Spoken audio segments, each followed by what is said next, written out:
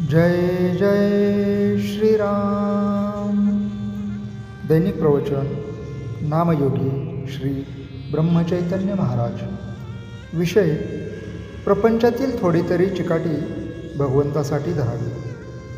श्री महाराज म्हणतात, लग्न करणे याला आपण सामान्यतः प्रपंच समजतो. लग्न ही फार पवित्र संस्था आहे.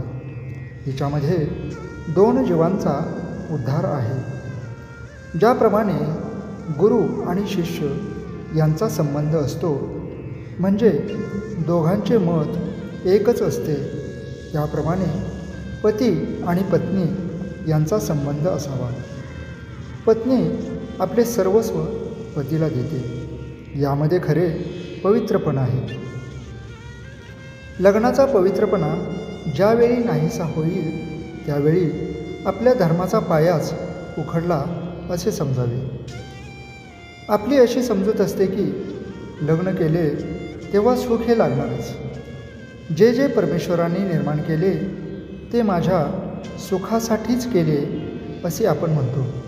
वास्तविक एकच वस्तू ठेवली आणि ती सर्वांनी घ्यावी असे म्हटले तर सर्वच एकट्याच्या हाती कशी येईल. बायको म्हणते, मी माहेरी 16 वर्षे तपश्चर्या केली आणि आत्ता यांच्या पदरात पडले, तेव्हा यांनी मला आता सुख द्यावे. पोरांना वाटते आमची इतकी पुण्याई म्हणून यांना इतका पगार झाला, तेव्हा यांनी नाही का आमचे लाड पुरवू. खरोखर सुखाकरिताच प्रत्येकाची धडपड चाललेली असते, परंतु खरे सुख कशात आहे हे कळूनसुद्धा आपण डोळ्यावर कातडे ओढून घ्यावे त्याप्रमाणे तिकडे दुर्लक्ष करीत असतो. प्रपंचात सुख मिळावे म्हणून आपण जी चिकाटी धरतो तिच्या 1/4 चिकाटी जरी भगवंतासाठी आपण धरली तरी आपले काम भागेल.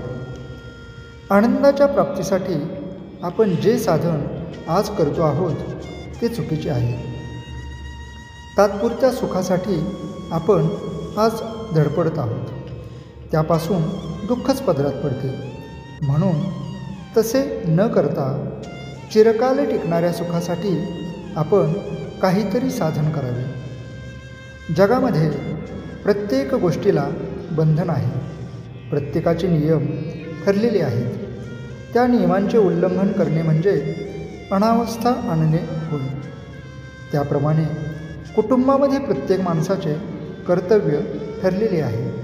असे कर्तव्याचे वळण जिथे असते त्या घराला वळण आहे असे म्हणतात. ज्या घरामध्ये वळण असते ते घर सुखी होईल.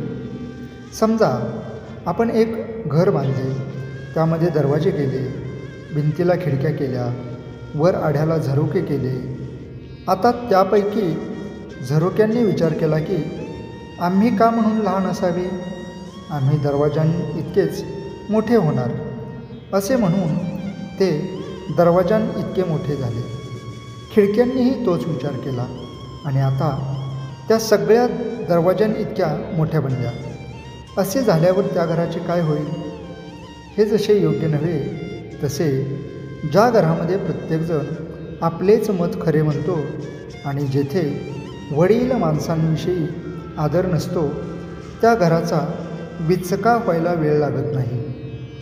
आजचे बोधवचन: आपल्या घरातील वातावरण शुद्ध, शांत आणि पवित्र असावे. जय जय श्रीराम.